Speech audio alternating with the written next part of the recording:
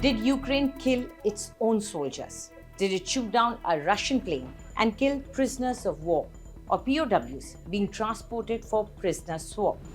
According to reports, a Russian military transport plane crashed on 24 Jan in a border region near Ukraine, and Moscow accused Kiev of shooting it down, saying all 74 people aboard were killed. Russia offered no evidence and Ukraine didn't immediately confirm or deny it. Video of the crash on social media from the Belgorod border of Russia showed a plane falling from the sky in a snowy rural area and a huge ball of fire erupting where it apparently hit the ground. News agencies couldn't confirm who was aboard or other details on what brought the plane down. Throughout the 700-day war, Russia and Ukraine have traded conflicting accusations, and establishing the facts has often been difficult, both because of the constraints of the war zone and because each side tightly controls information. The Russian Defense Ministry said in a statement that the transport plane was carrying 65 prisoners of war or POWs, a crew of 6 and 3 Russian servicemen. The statement added that Russian radar registered the launch of 2 missiles from Ukraine's Kharkiv region that borders Belgorod. Separately, a US official said it was not clear that there were actually Ukrainian prisoners of war aboard the aircraft that crashed. The official spoke to Associated Press on condition of anonymity to provide details that haven't been announced publicly. Hours after the crash, the General Staff of the Armed Forces of Ukraine made no mention of the crash in a statement. But it added that Ukraine targets Russian military transport planes believed to be delivering missiles, especially near the border. Russia lost 2 warplanes and 2 helicopters in its own airspace in one day in May 2023.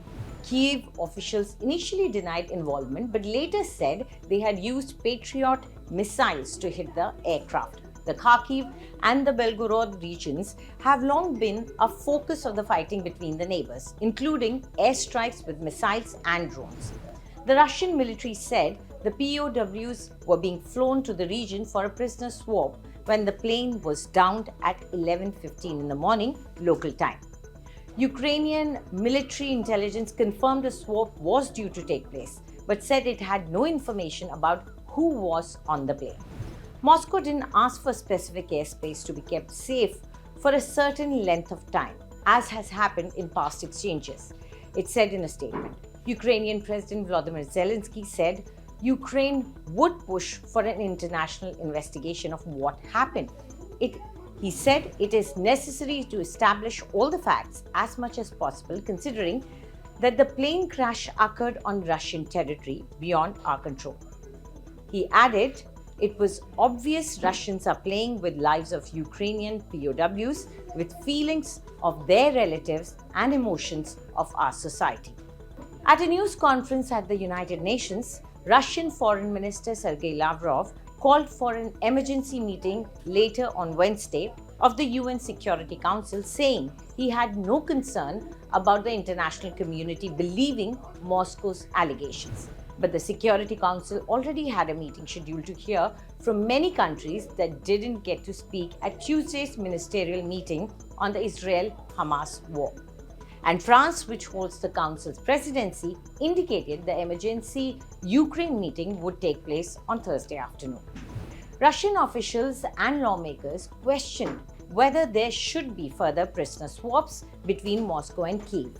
The most recent one, brokered by the United Arab Emirates or the UAE, took place this month and was the biggest to date, with 230 Ukrainian POWs returning home and 248 Russians released. It was the first in almost 5 months and the 49th of the war. Russia has largely ensured its air dominance during the war against Ukraine's fleet of Soviet-era warplanes. But Russia has suffered a series of crashes that some observers have attributed to a higher number of flights amid the fighting in Ukraine. At the same time, Kyiv has boasted of shooting down 2 Russian command and control planes, which would be a major feat for Ukraine if true.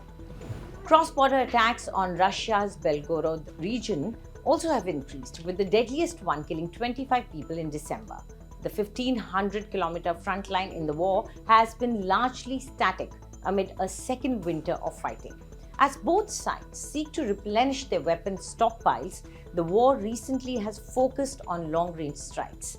Russia's onslaught, which included targets in Kyiv and the second-largest city of Kharkiv, was the heaviest in weeks and lent weight to Zelensky's appeal for Western allies to provide more military aid. Analysts say Russia has stockpiled missiles to pursue a winter of aerial bombardment, while Ukraine has sought to strike inside Russia with new types of drones. The Washington-based Institute for the Study of War said that Moscow is likely trying to acquire more ballistic missiles from foreign countries, including Iran and North Korea, because they may be more effective in some circumstances. Russia denies its forces strike civilian areas, although there is substantial evidence to the contrary. Ukraine's allies have promised more military aid even though their resources are completely stretched. Help from the United States, by far Ukraine's single biggest provider, has also hit political snags. During a conference at the White House, congressional leaders were given a dire image of what would happen to Ukraine's military if US assistance in the form of weapons, trucks, and other supplies is stopped. Russia will take out Ukraine in weeks. That's what Biden said to the Republicans. The Pentagon announced its last security assistance for Ukraine on December 27th last year. A $250 million package that included 155mm rounds, Stinger anti-aircraft missiles, and other high-demand items drawn from existing US stockpiles. The US has not been able to provide additional munitions since then because the money for replenishing those stockpiles has run out and Congress has yet to approve more funds. Meanwhile, the UN High Commissioner for Refugees has said that he's worried that the war in Ukraine has been forgotten as the country prepares to mark 2 years since the start of Russia's full-scale invasion. UNHCR put the latest figure of people who have been displaced from the war at 10 million. 3.7 million are considered to be internally displaced, while another 6.3 million are categorized as refugees. In December, EU leaders failed to agree on a 4-year, $52 billion package of assistance for Ukraine. Hungary blocked the agreement, which requires unanimity from all 27 EU members. The bloc is working, however, to find a way for the remaining 26 countries to come up with the money before an EU summit on February 1st. The US has provided Ukraine more than $44.2 billion in security assistance since Russia invaded in February 2022. The US and approximately 30 international partners are also continuing to train Ukrainian forces and to date have trained a total of 118,000 Ukrainians at locations around the world. But the world is exhausted with this war. And on 20th of February, it will complete 2 years with no end in sight. Do tell us what you think about this video in the comment section. And for more news updates, subscribe to India Today.